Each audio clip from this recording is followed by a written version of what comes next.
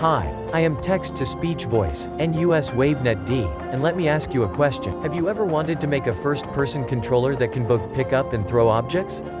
Maybe you want to make a physics-based puzzle game that will rival the likes of Portal?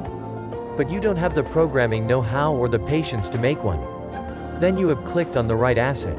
Or only $6.99. Nice, free shipping. You can get a good starting point for your project.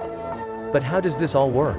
Well, first let's start by understanding how the controller works. 1. Gravity, collision detection and layer masks.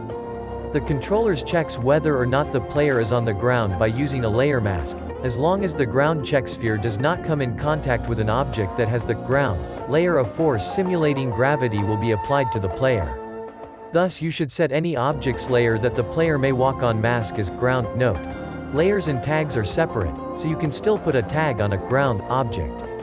If you don't, the player's momentum will keep increasing. This obviously can cause some problems. Note, the controller doesn't use a rigid body for the physics but instead uses another component called character controller. This means functions like add force or add torque don't exist, but instead functions like move or rotate and a variable called velocity are used. Other note, the player is capable of climbing 45-degree slopes and stairs. The slope limit can be modified in the character controller, using the slope limit variable. 2. Pickable and throwable. Objects. By holding your left mouse button, the player can pick up various objects in the scene.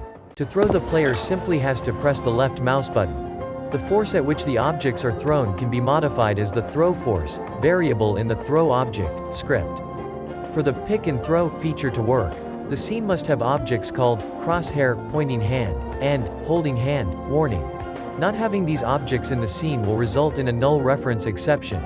Ideally, these would be icons in the center of the screen made to indicate to the player if they can take an object or if an object is already taken. For simplicity, you may copy and paste these from the demo scenes. All the pickable objects should have a throw object and a AudioManager script. The AudioManager should have two sounds in it called collision sound and pickup sound. The sounds themselves can be different from the exempli, but the name should be the exact same. 3. Sprinting and the stamina bar. The sprinting can work without a slider with the stamina bar script in it, but it is recommended to have one within the scene for the player to see how much stamina is left. By default, the player has 100 stamina and regenerates after 2 seconds. You may change these variables by accessing the stamina bar component on the stamina slider as shown below. For the AudioManager, the controller doesn't directly use the audio source component for the sounds. It uses a script that goes through an array of sound variables then creates audio source. It's basically the same thing but more organized. The scripts still support Unity's basic audio source component. 5. Player movement. By default, the basic movement WASD uses Unity's input axis system, meaning you can change the keybinds by going in Edit Project Settings Input Axes. For the other keybinds, you will need to access them in the player movement script. 6. Crouch zones. Crouch zones restrict the player's ability to stand back up once they have crouched within a collider. The player is only able to stand up when they exit the trigger. The main use for crouch zones is to prevent the player from standing and potentially clipping into the floor in tight areas. 7. Miscellaneous features. For additional instructions regarding variables or the inner workings of the script, you may look at the various comments left within the code. The mouse sensitivity can be modified using a variable called mouse sensitivity on the mouse look script attached to the camera in the prefabs. You can switch between FPS and TPS modes by pressing V. 2. How to set up the controller in a new scene using the prefabs. 1. Adding the ground. Add a new 3D object in the scene, preferably a plane or a cube. Then change the layer from default to ground. Make sure you change the layer of every object the player can walk on as to prevent the issues mentioned in the first paragraph: gravity, collision detection and layer masks. 2. Adding the player. Drag the first player controller prefab. Every prefab is in Kingyan first player controller prefab into the scene, then place the model above the ground. The script should have every value set correctly by default. Make sure that the controller's camera is used. 3. Setting up the stamina system. Drag the stamina bar prefab into the scene's canvas.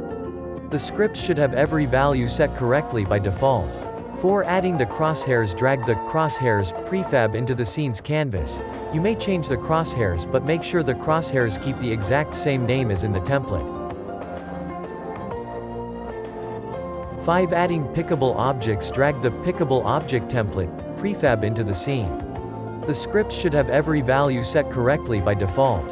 To make a new pickable object, you may drag the mesh of your choice into the scene, then add a rigid body component and the colliders, and finally copy then paste the throw object and AudioManager component from the template.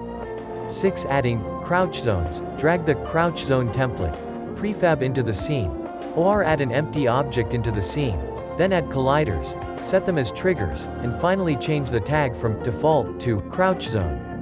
For additional information or explanation, you may contact me via email.